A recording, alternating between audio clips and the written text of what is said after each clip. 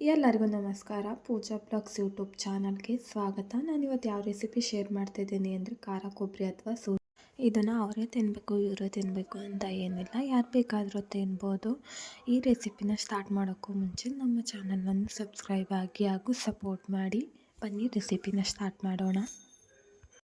ಫಸ್ಟಿಗೆ ಇಲ್ಲಿ ನಾನು ಕ್ವಾಂಟಿಟಿ ಜಾಸ್ತಿ ತೋರಿಸ್ತಿದ್ದೀನಿ, ನೀವು ಕ್ವಾಂಟಿಟಿ ಕಮ್ಮಿ ಮಾಡ್ಕೊಬೋದು. ಫಸ್ಟು ಒಣ ಕೊಬ್ಬರಿನ ಕ್ಲೀನಾಗಿ ತುರ್ಕೊಂಡು ಇಟ್ಕೊಂಡಿದ್ವಿ.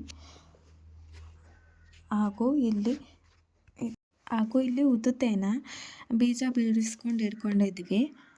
ಇಲ್ಲಿ ನಾನು ತೋರಿಸ್ತಿದ್ದೀನಲ್ಲ, ಈ ಥರ ಸಣ್ಣ ಸಣ್ಣಕ್ಕೆ ಕಟ್ ಮಾಡ್ಕೊಂಡು ಇಟ್ಕೊಬೋದು.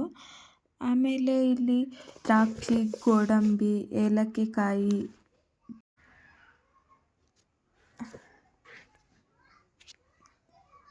ಇವಿಷ್ಟನ್ನು ಒಂದು ಕಡೆ ಇಟ್ಕೊಂಡು, ಇದು ಅಂಟು ಅಂತಾರೆ, ನಂತರಿಗೆ ಹಾಕೋದಿದು. ಆಮೇಲೆ ಗ್ಯಾಸಿನ ಮೇಲೆ ಇವನ್ನೆಲ್ಲ ರೋಸ್ಟ್ ಮಾಡ್ಕೊಬೇಕು. ಇದಕ್ಕೆ ತುಪ್ಪ ಹಾಕಿ ಆದರೂ ರೋಸ್ಟ್ ಮಾಡ್ಕೊಬೋದು, ಇಲ್ಲ ಹಾಗೆ ಆದರೂ ರೋಸ್ಟ್ ಮಾಡ್ಕೊಬೋದು. ನಾನು ಎಲ್ಲದನ್ನೂ ಇಲ್ಲಿ ಬಾದಾಮಿನ ರೋಸ್ಟ್ ಮಾಡ್ಕೊತಾ ಇದ್ದೀನಿ. ಒಂದು ಸ್ವಲ್ಪ ರೋಸ್ಟ್ ಮಾಡಿಕೊಂಡ್ರೆ ಸಾಕು ಅನಿಸುತ್ತೆ.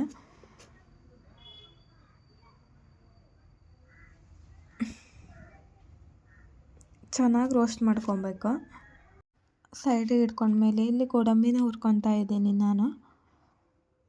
ಸ್ವಲ್ಪ ಕಲರ್ ಚೇಂಜ್ ಆದರೆ ಸಾಕು. ಇಲ್ಲಿ ನಾನು ತೋರಿಸ್ತಿದ್ದೀನಲ್ಲ ಹಾಗೆ.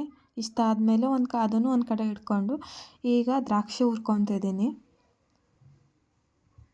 ಇದು ಅಷ್ಟೇ, ಒಂದು ಸ್ವಲ್ಪ ಬಿಸಿ ಆದರೆ ಸಾಕು ಅನಿಸುತ್ತೆ. ಆಮೇಲೆ ಒಂದು ಸ್ವಲ್ಪ ತುಪ್ಪ ಹಾಕ್ಕೊಂಡು ಅಂಟು ಅಂತ ತೋರಿಸಿದ್ನಲ್ಲ ಅದನ್ನು ಹಾಕ್ಕೊಂಡು ಇದು ಅಳ್ಕೊಳ್ಳುತ್ತೆ ಹುರ್ಕೊಂಡ್ಮೇಲೆ. ಸೊ ಇದನ್ನು ಕ್ಲೀನಾಗಿ ಹುರ್ಕೊಬೇಕು. ಇದು ಸಣ್ಣ ಸೈಜಿಂದ ದೊಡ್ಡ ಸೈಜಿನವರೆಗೂ ಆಗುತ್ತೆ. ಆಮೇಲೆ ಇದನ್ನು ಹುರ್ಕೊಂಡು ಸೈಡಿಗೆ ಇಟ್ಕೊಂಡು ಇವಾಗ ನಾನು ಇಷ್ಟು ಹುರಿದಿರ್ತೀನಲ್ಲ ಅದನ್ನೆಲ್ಲ ಮಿಕ್ಸಿ ಮಾಡ್ಕೊಬೇಕು.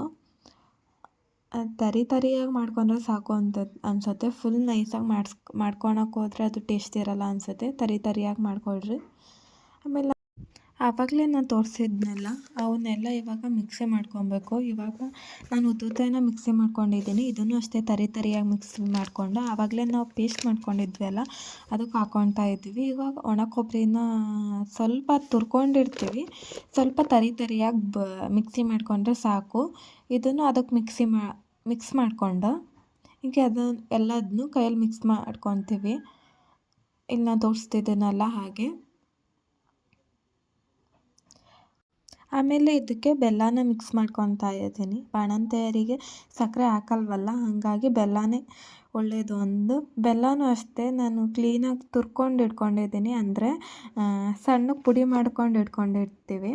ಅದನ್ನು ಇದಕ್ಕೆ ಮಿಕ್ಸ್ ಮಾಡಿಕೊಂಡು ಇದನ್ನು ನೀವು ಉಂಡೆ ಆದರೂ ಕಟ್ಕೊಬೋದು, ಇಲ್ಲ ಹಾಗೆ ತಿಂತೀವಿ ಆದರೂ ತಿನ್ಬೋದು. ಉಂಡೆ ಕಟ್ಕೊಳೋದಾದರೆ ಇದಕ್ಕೊಂದು ಸ್ವಲ್ಪ ತುಪ್ಪ ಬಿಸಿ ಮಾಡಿಕೊಂಡು ಉಂಡೆಗಳು ಆಕಾರದಲ್ಲಿ ಕಟ್ಟಿದರೆ ಮುಗಿಯುತ್ತೆ.